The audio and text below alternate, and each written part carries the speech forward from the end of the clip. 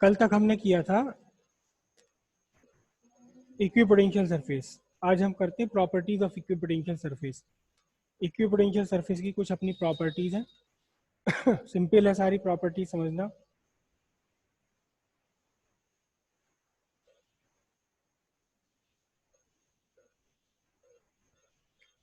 Properties of equipotential surface.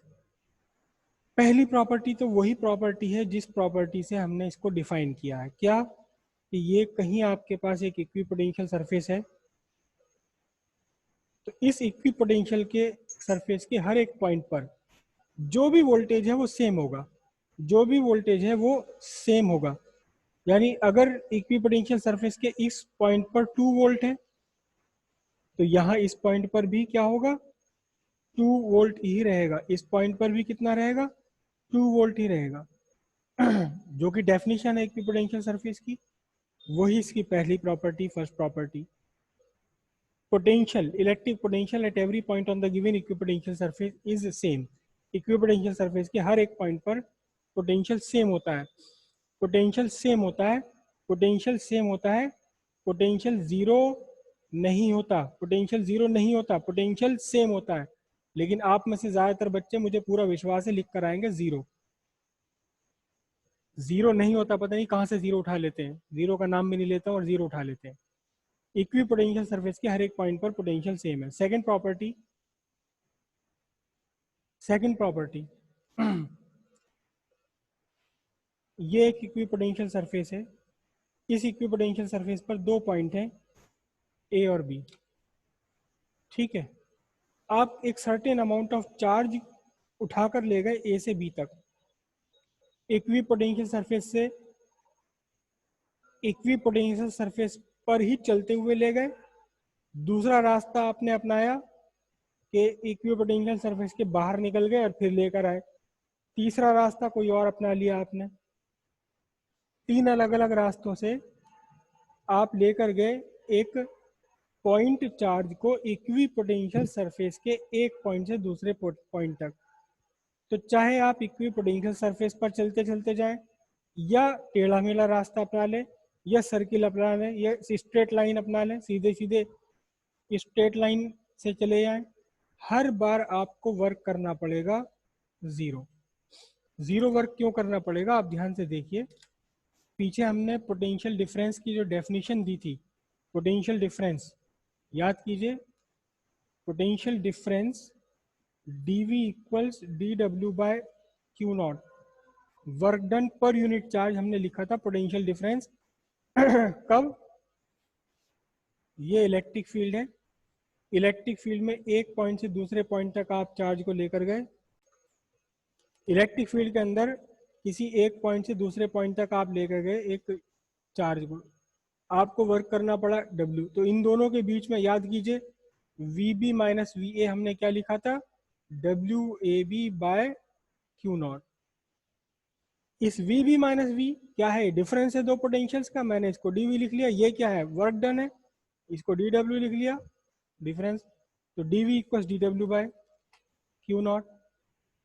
अब यहाँ से फाइंड करें तो DW equals q naught DV। DV है potential difference, potential difference, potential difference for 2 points on the same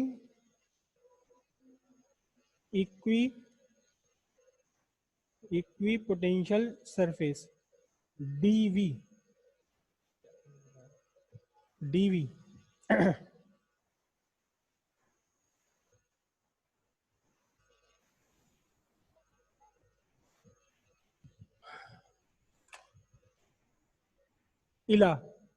इला आप मुझे बताइए, 2 पॉइंट मैंने लिए हैं, एक ही इक्विपोटेंशियल सरफेस पर लिए हैं, तो इन दोनों पॉइंट्स के बीच पोटेंशियल डिफरेंस कितना होगा। इला आप बता रही हो, अपना माइक ऑन कीजिए और बताइए। हाँ, इक्विपोटेंशियल सरफेस है तो उससे क्या फर्क पड़ा, सेम पोटेंशियल होगा, दोनों पॉइंट सेम पोटेंशियल होगा, दोनों पॉइंट सेम। हाँ इसलिए। हाँ फिर से बोलो। Yes sir. और सेम पोटेंशियल पर है तो इनके बीच का पोटेंशियल डिफरेंस कितना है? 0। बिल्कुल सही बताया है राधिका ने। और प्लीज बाकी सारे बच्चे करो, इस बहुत खतरनाक सब्जेक्ट है, बहुत भयंकर सब्जेक्ट है, समझोगे नहीं तो ये बीच रास्ते में धोखा दे के जाएगा, और धोखा भी ऐसा दे के जाएगा कि जुड़ाता रहेगा सारी जिंदगी। समझ के चलो। अभी तो सबसे पहला पॉइंट यही तो डिस्कस किया है, सबसे पहला पॉइंट यही डिस्कस किया है कि इक्वी पोटेंशियल सरफेस पर, इक्वी पोटेंशियल सरफेस पर जितने भी पॉइंट हैं उन सभी पॉइंट पर पोटेंशियल सेम है। यही तो डेफिनेशन है इक्वी पोटेंशियल सरफेस की। अब दो पॉइंट पर अगर पोटेंशियल सेम है, ये मेरा पॉइंट बी, ये मेरा पॉइंट ए, वी बी कितना है, वी भी 2 वोल्ट है, और वी ए कितना है, ये भी 2 वोल्ट है, तो V B minus V A कितना बचा? 0 ही तो बचा भाई। समझ में नहीं आता, पता नहीं क्या आप लोग सुनते हो या सीखते हो, क्या करते हो, समझ से बाहर है मेरी तो, पता नहीं क्यों। दो पॉइंट ये आपने इक्वी पोटेंशियल सरफेस पे ले लिए, दोनों के बीच का पोटेंशियल डिफरेंस है 0। पोटेंशियल डिफरेंस 0 है, पोटेंशियल डिफरेंस 0 है, पोटेंशियल 0 नहीं होता। पोटेंशियल 0 हो भी सकता है, नहीं भी हो सकता, लेकिन पोटेंशियल डिफरेंस तो 0 होना ही होना है अगर एक ही इक्वी पोटेंशियल सरफेस पर आपने दो पॉइंट ले लिए। तो अब यहां से dv 0 है तो dw इज इक्वल टू कितना होगा, q नॉट इंटू 0, और सिंपल सी बात है dw भी कितना आएगा, 0 आ जाएगा। इक्वी पोटेंशियल सरफेस के एक पॉइंट से दूसरे पॉइंट तक आप किसी भी रास्ते से, किसी भी रास्ते से कितने भी बड़े चार्ज को उठा के ले जाओ, वर्क डन कितना है, वर्क डन 0 करना पड़ेगा। वर्क डन रास्ते का इफेक्ट क्यों नहीं पड़ेगा, क्योंकि इस पूरी फॉर्मूले में, इस पूरी इक्वेशन में रास्ता तो कहीं आ ही नहीं रहा, पोटेंशियल डिफरेंस से मतलब है। इनिशियल पॉइंट और फाइनल पॉइंट के बीच पोटेंशियल डिफरेंस से मतलब है वर्क को, तो रास्ते से कोई मतलब ही नहीं है। इलेक्ट्रिक फोर्स, जो इलेक्ट्रिक फोर्स है, आपको 11th क्लास की अगर कुछ थोड़ी बहुत यादें अगर आ रही हो पिछले जन्म की, तो दो तरह की हमने फोर्स पढ़ी थी, एक पढ़ी थी कंजर्वेटिव फोर्स और दूसरी पढ़ी थी कौन सी, नॉन कंजर्वेटिव। तो ये जो इलेक्ट्रिक फोर्स है, इलेक्ट्रिक फोर्स, ये इलेक्ट्रिक फोर्स कंजर्वेटिव फोर्स, और कंजर्वेटिव फोर्स क्या मैं यहाँ बताऊंगा नहीं दोबारा, तो इसलिए रास्ते पर डिपेंड नहीं करता ये। दूसरी प्रॉपर्टी ये होगी work done for moving any amount of charge, work done for moving any amount of charge through any of path between 2 points on the same equipotential surface is 0। अगली प्रॉपर्टी इसकी equipotential surface की क्या है बड़ी प्यारी property है ये, और इसमें तो बहुत ज्यादा कंफ्यूजन में रहते हैं। इक्वी पोटेंशियल सरफेस, ये इक्वी पोटेंशियल सरफेस है आपकी, एक मैंने बनाई इक्वी पोटेंशियल सरफेस। तो इक्वी पोटेंशियल सरफेस हमेशा हमेशा परपेंडिकुलर रहती है इलेक्ट्रिक फील्ड लाइंस के।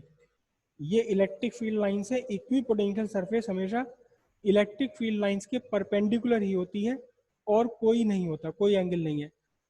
और इनफैक्ट ये वाली प्रॉपर्टी बहुत ही ज्यादा काम की है कि किसी भी आपको चार्ज कॉन्फ़िगरेशन का इक्वी पोटेंशियल सरफेस बनाना है तो आपको करेंगे क्या, सिंपल सी बात यह है कि आपको एक पॉइंट चार्ज दिया हुआ, इस पॉइंट चार्ज की इक्वी पोटेंशियल सरफेस आपने बनाना, तो कुछ मत करो, इसकी इलेक्ट्रिक फील्ड लाइंस बना लो। पहले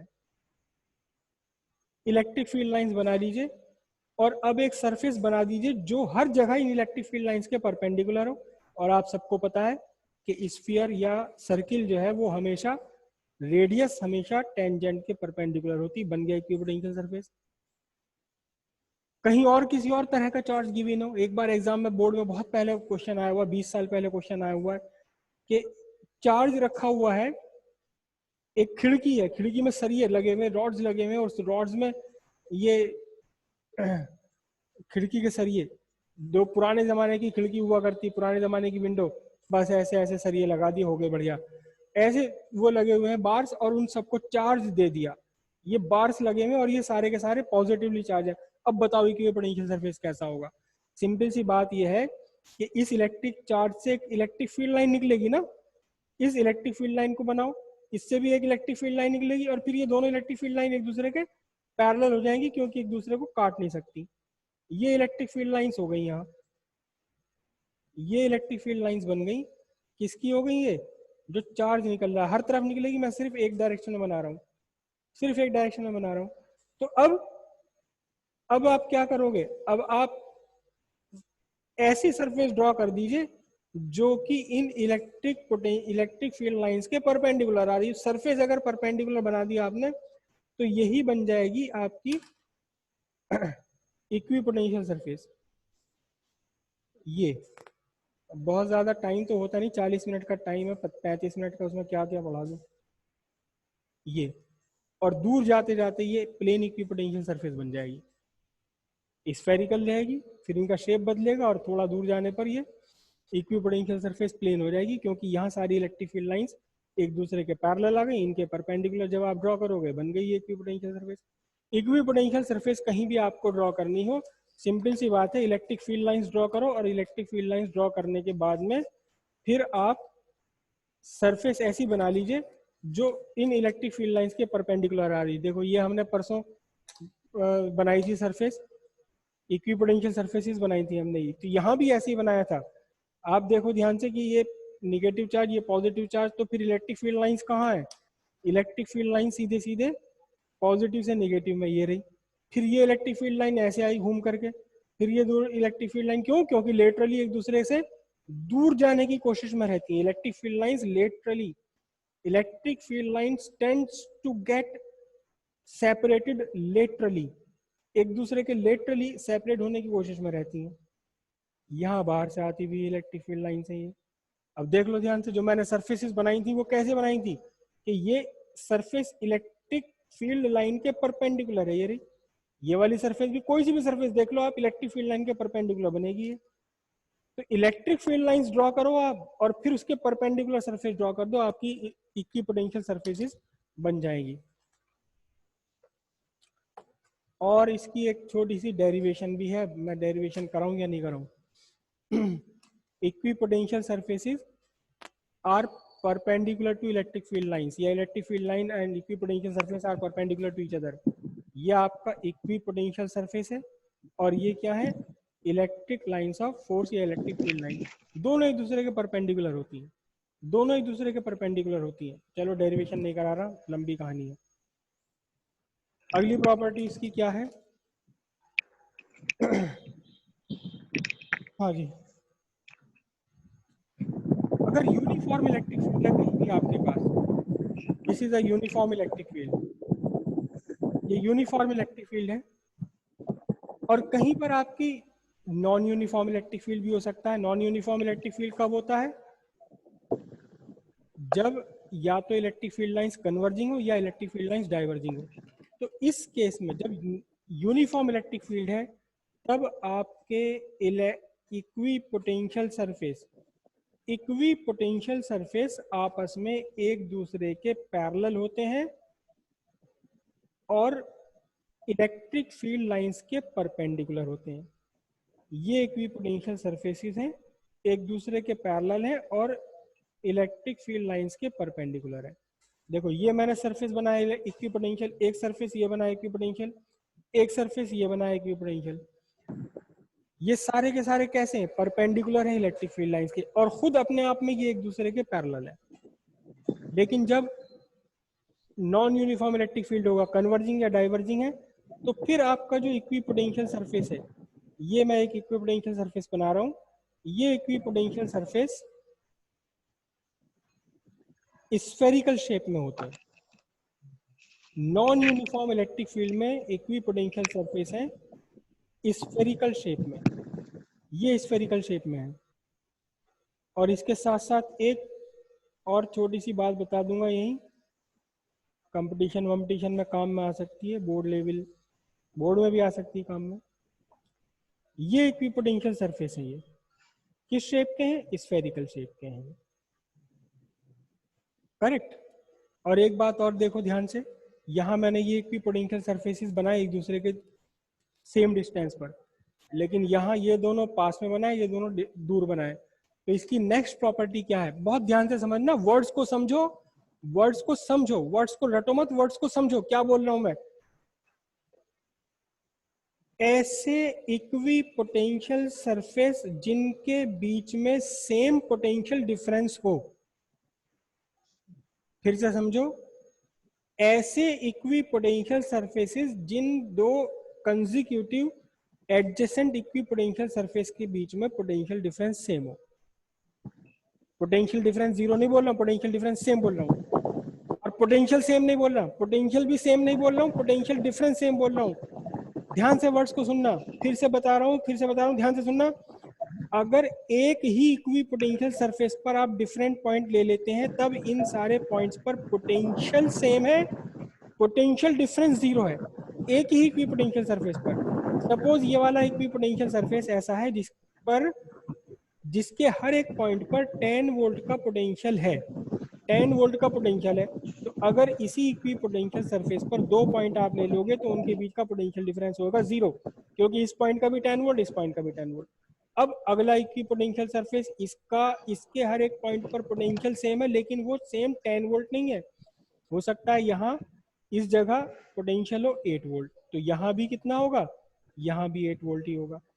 एक ही इक्वी पोटेंशियल सरफेस पर अगर आप दो पॉइंट लेते हैं, तब इन दोनों पॉइंट्स पर पोटेंशियल सेम है, पोटेंशियल डिफरेंस जीरो है।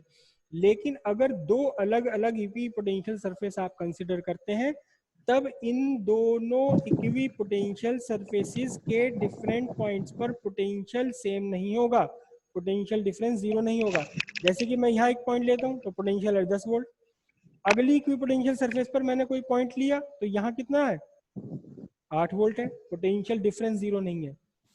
अब मैंने अगली एक और पोटेंशियल ली, एक और यहाँ इस पर पोटेंशियल है 6 वोल्ट। तो ध्यान से देखो जरा, पहली और दूसरी के बीच का पोटेंशियल डिफरेंस 2 वोल्ट, दूसरी और तीसरी के बीच का पोटेंशियल डिफरेंस भी कितना, 2 वोल्ट। समझ आ गई इतनी बात?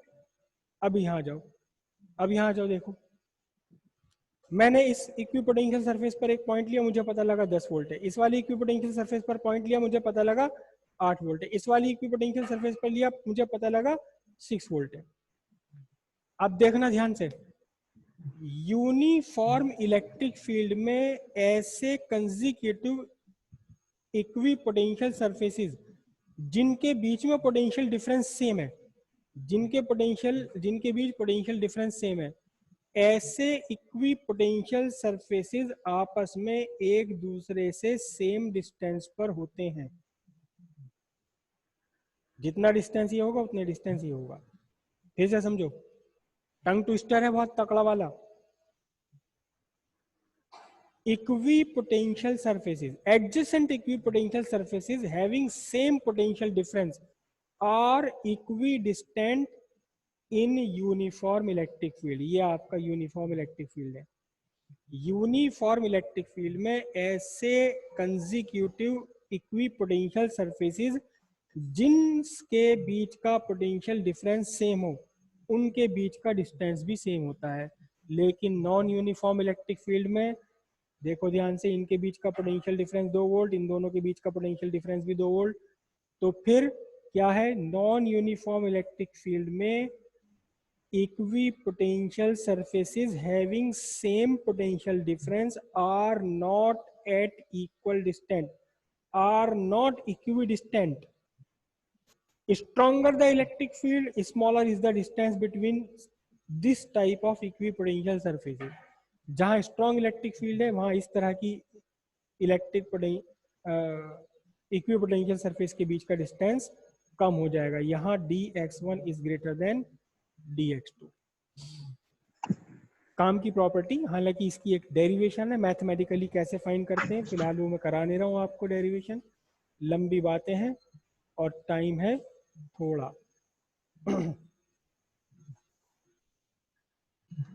आप ये कहना चाह रहे हैं कि नॉन यूनिफॉर्म इलेक्ट्रिक फील्ड में कहीं पर इलेक्ट्रिक फील्ड इंटेंसिटी ज्यादा, कहीं कम क्यों हो जाती है? देखो ध्यान से, नॉन यूनिफॉर्म इलेक्ट्रिक फील्ड में जिस जगह पर इलेक्ट्रिक फील्ड लाइंस पास पास है, घनी है, यहाँ इलेक्ट्रिक फील्ड स्ट्रॉन्गर है। और जिस रीजन में इलेक्ट्रिक फील्ड लाइंस कम है, वहां आपका वीकर इलेक्ट्रिक फील्ड होता है। अब ये इलेक्ट्रिक फील्ड स्ट्रेंथ और इलेक्ट्रिक फील्ड लाइंस कहा है, ये तो पीछे जो मैंने पढ़ाया था इलेक्ट्रिक फील्ड में, उसमें आप जाके इसे देखिए ध्यान से आप, वहां ये बात आपको बताई थी स्ट्रॉन्गर और वीकर इलेक्ट्रिक फील्ड कैसे कैसे होते हैं। एक यूनिट क्रॉस सेक्शन अगर आप कंसीडर कर लें, ये देखो मैंने एक ये वाला क्रॉस सेक्शन कंसीडर कर लिया। Strength of electric field is actually the number of electric field lines passing perpendicularly through unit cross sectional area। Electric field की डेफिनेशन है ये। तो जहां यूनिट क्रॉस सेक्शनल एरिया में ज्यादा इलेक्ट्रिक फील्ड लाइंस पास हो रही हैं वहां स्ट्रॉन्गर इलेक्ट्रिक फील्ड। और यही क्रॉस सेक्शनल, मैं यूनिट क्रॉस सेक्शन यहां ड्रॉ करूं, देखना अगर यही यूनिट क्रॉस सेक्शन में यहां ड्रॉ करूं तो इस यूनिट क्रॉस सेक्शन के परपेंडिकुलरली कम इलेक्ट्रिक फील्ड लाइन पास हो रही, तो यहाँ इलेक्ट्रिक फील्ड लाइंस कम हो जाती है। इलेक्ट्रिक फील्ड की डेफिनेशन है ये। Electric field strength is the number of electric field lines passing perpendicularly through cross sectional area.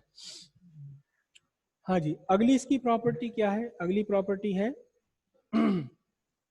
ये जो प्रॉपर्टी मैंने अभी आपको बताई ना, ये वाली है, ये पिछले साल के नोट्स इस टाइम मेरे सामने है जो मैंने आपको भेजे हैं, उसमें लिखी हुई नहीं है, इसे कहीं लिख लेना। इस प्रॉपर्टी को यूट्यूब पर मिल जाएगी आपको, ये वहां से सुन करके धीरे धीरे पॉज कर करके लिख लेना इसे। अगली प्रॉपर्टी क्या है कि कोई भी दो इक्विपोटेंशियल सरफेस एक दूसरे को इंटरसेक्ट कर सकती है। एक इक्विपोटेंशियल सरफेस ये रही, इक्विपोटेंशियल सरफेस नंबर 1, और दूसरी इक्विपोटेंशियल सरफेस ये रही, ये इक्विपोटेंशियल सरफेस नंबर 2। दोनों एक दूसरे को इंटरसेक्ट नहीं कर सकती। अभी क्यों नहीं कर सकती, ये भी इलेक्ट्रिक फील्ड लाइन से रिलेटेड है। अभी हमने बात क्या करी कि electric unit equipotential surface is always perpendicular to electric field line.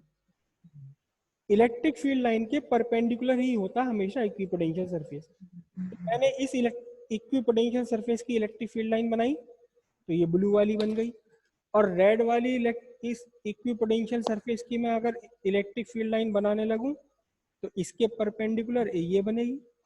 ध्यान से देखो, रेड वाली इलेक्ट्रिक फील्ड लाइन रेड वाले इक्विपोटेंशियल सरफेस के परपेंडिकुलर है, और ब्लू वाली इलेक्ट्रिक फील्ड लाइन ब्लू वाली इक्विपोटेंशियल सरफेस के परपेंडिकुलर है। अब ध्यान से देखना, जरा ध्यान से देखना, दो इलेक्ट्रिक फील्ड लाइंस मेरी बन गई यहाँ, एक रेड वाली बन गई, एक ब्लू वाली बन गई। तो यहाँ इस पॉइंट पर दोनों क्या कर रही हैं, दोनों इलेक्ट्रिक फील्ड लाइन एक दूसरे को इंटरसेक्ट कर रही हैं। इंटरसेक्ट करने का मतलब क्या हुआ कि अगर आप यहाँ एक टेस्ट चार्ज को रख दें तो इस टेस्ट चार्ज एक ही टाइम पर दो रास्तों पर चलेगा, एक ही टाइम पर ये दो रास्तों पर चलेगा। यानी 10 सेकंड 2 सेकंड के बाद में अगर मैं देखूं इसे तो ये यहाँ भी है और यहाँ भी है, मतलब हमारे अर्थ पे भी है और ये मंगल ग्रह पे भी पहुंच गया इतनी देर में, और अर्थ पे तो है ही नहीं। नहीं, ऐसा पॉसिबल नहीं है। कोई भी पार्टिकल एक टाइम पर केवल एक ही रास्ते पर चल सकता है, एक साथ दो, एक ही टाइम पर कोई भी मटेरियल पार्टिकल दो जगह उपस्थित नहीं हो सकता। फिलहाल तो हो नहीं सकता, आगे भविष्य में हो जाए तो अलग बात है। तो अब क्योंकि दो इलेक्ट्रिक फील्ड लाइंस एक दूसरे को काट नहीं सकती और इलेक्ट्रिक फील्ड लाइन के परपेंडिकुलर है इक्विपोटेंशियल सरफेस, तो सिंपल सी बात यह है कि दो इक्विपोटेंशियल सरफेस भी आपस में एक दूसरे को इंटरसेक्ट नहीं कर सकते, क्योंकि इक्विपोटेंशियल सरफेस के परपेंडिकुलर होनी इलेक्ट्रिक फील्ड लाइन। अगर इक्विपोटेंशियल सरफेस है कहीं तो उसके परपेंडिकुलर इलेक्ट्रिक फील्ड लाइन होनी ही होनी है। बिना परपेंडिकुलर इलेक्ट्रिक फील्ड लाइन के, बिना इलेक्ट्रिक फील्ड लाइन के इक्विपोटेंशियल सरफेस बनेगी नहीं। बस एक ही कंडीशन हो सकती है, जहां इलेक्ट्रिक फील्ड जीरो है तो वहां तो सब कुछ जीरो है, मगर वो भी कभी कभी रेयर केस बनता है, इतनी डिटेल में ना जाओ। तो इक्विपोटेंशियल सरफेस है अगर तो उसके परपेंडिकुलर इलेक्ट्रिक फील्ड लाइन भी है, और इलेक्ट्रिक फील्ड लाइन है तो इसका मतलब दोनों एक दूसरे को क्रॉस करेंगी, इंटरसेक्ट कर ही नहीं सकती दो इलेक्ट्रिक फील्ड लाइन एक दूसरे को, और इलेक्ट्रिक फील्ड लाइन इंटरसेक्ट नहीं कर सकती तो उनके परपेंडिकुलर होने वाली दो इक्विपोटेंशियल सरफेस भी आपस में एक दूसरे को इंटरसेक्ट नहीं कर सकती। यहाँ तक की बात समझ आई सबको?